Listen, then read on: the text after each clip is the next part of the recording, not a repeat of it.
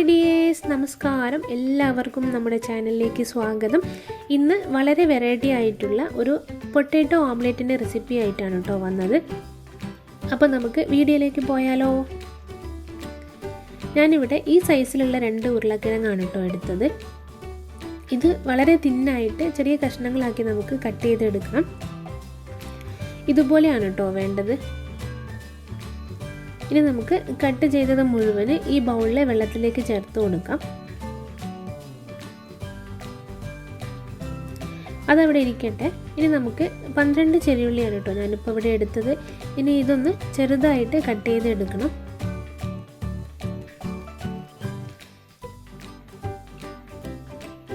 ഒരു പാനിൽ അല്പം വെളിച്ചെണ്ണ ഒഴിച്ച് ചൂടായതിന് ശേഷം നമുക്ക് എടുത്തു വെച്ചിരിക്കുന്ന ചെറിയുള്ളി ഇതിലേക്ക് ചേർത്തൊന്ന് വഴറ്റി കൊടുക്കാം. ഒരുപാട് വെളിച്ചെണ്ണയുടെ ആവശ്യമൊന്നും വരില്ല. ഒരു 2-3 സ്പൂൺ വെളിച്ചെണ്ണ മാത്രം മതി. ഇത് ഒരു 2 മിനിറ്റ് ഒന്നിങ്ങനെ വഴറ്റി കൊടുക്കുക. അതിനുശേഷം നമ്മൾ കട്ട് ചെയ്ത് മാറ്റി വെച്ചിരിക്കുന്ന ഉരുളക്കിഴങ്ങിൻ്റെ കഷ്ണങ്ങൾ ഇതിലേക്ക് ചേർത്ത് കൊടുക്കാം.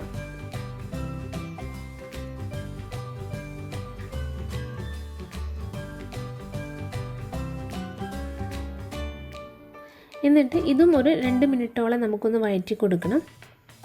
അതിലേക്ക് അല്പം ഉപ്പ്,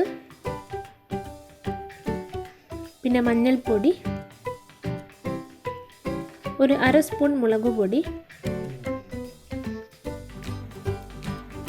മുളക് പൊടി നിങ്ങളുടെ ആവശ്യത്തിന് കൂട്ടിയും കുറച്ചും ഒക്കെ ഉപയോഗിക്കാം.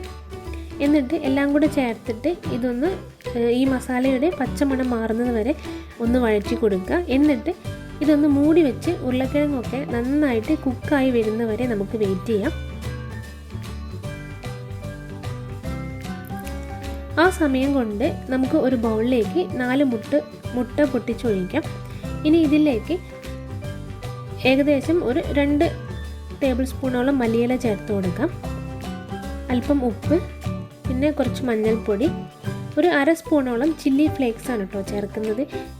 അതായത് ചതച്ച മുളക്. ഇനി നിങ്ങളെടുത്ത് ചില്ലി ഫ്ലേക്സ് ഇല്ലയെന്നുണ്ടെങ്കിൽ മുളക് പൊടി ചേർക്കാം. എന്നിട്ട് ഇതുപോലെ നന്നായിട്ടൊന്ന് ബീറ്റ് ചെയ്തെടുക്കണം. ആ സമയം കൊണ്ട് തന്നെ ഉരുളക്കിഴങ്ങൊക്കെ നന്നായിട്ട് വെന്തിട്ടുണ്ട്. ഇനി നമുക്ക് ഇതിൽ നിന്നും ഒരല്പം നമുക്കൊന്ന് മാറ്റി വയ്ക്കാം.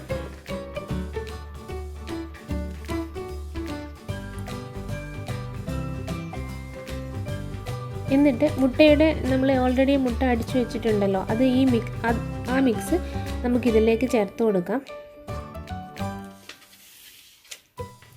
എന്നിട്ട് നമ്മൾ നേരത്തെ മാറ്റി വെച്ചിരിക്കുന്ന ഉരുളക്കിഴങ്ങും കൂടെ അതിൻ്റെ മേലെ ഒന്ന് ചേർത്ത് കൊടുക്കാം. എന്നിട്ട് ഇതൊന്ന് മൂടി വെച്ചിട്ട് ലോ ഫ്ലെയിമിൽ വെച്ച് കുക്ക് ചെയ്തെടുക്കണം. ഒരു സൈഡ് ആയതിനു ശേഷം നമുക്കിതൊന്ന് തിരിച്ചിട്ട് കൊടുക്കണം. ചിലപ്പോൾ നിങ്ങൾക്ക് തവി വെച്ചിട്ട് തിരിച്ചിടാൻ ബുദ്ധിമുട്ടാവും, പൊട്ടി പോകാനുള്ള സാധ്യത ഉണ്ട്. അതുകൊണ്ട് വീഡിയോയിൽ കാണുന്ന പോലെ ഒരു പ്ലേറ്റ് വെച്ചിട്ട് ആ പ്ലേറ്റിലേക്ക് ഓംലെറ്റ് ആക്കിയതിന് ശേഷം രണ്ടാമതും ആ പാനിലേക്ക് തന്നെ മാറ്റുന്നതായിരിക്കും നല്ലത്.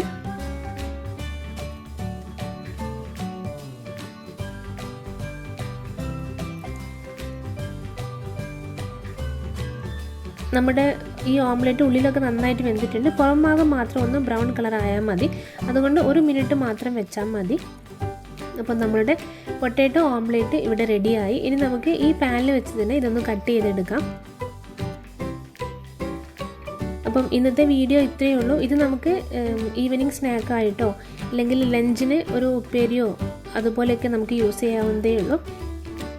ഈ വീഡിയോ എല്ലാവർക്കും ഇഷ്ടമായി എന്ന് വിചാരിക്കുന്നു. വീഡിയോ ഇഷ്ടമായാൽ ലൈക്ക് ചെയ്യാനും ഷെയർ ചെയ്യാനും മറക്കരുത്. പിന്നെ ആരെങ്കിലും സബ്സ്ക്രൈബ് ചെയ്യാതെ കാണുന്നുണ്ടെങ്കിൽ ഒന്ന് സബ്സ്ക്രൈബ് ചെയ്ത് സപ്പോർട്ട് ചെയ്യണേ. അടുത്ത ഒരു നല്ല റെസിപ്പിയുമായിട്ട് നമുക്ക് വീണ്ടും കാണാം. നന്ദി, നമസ്കാരം.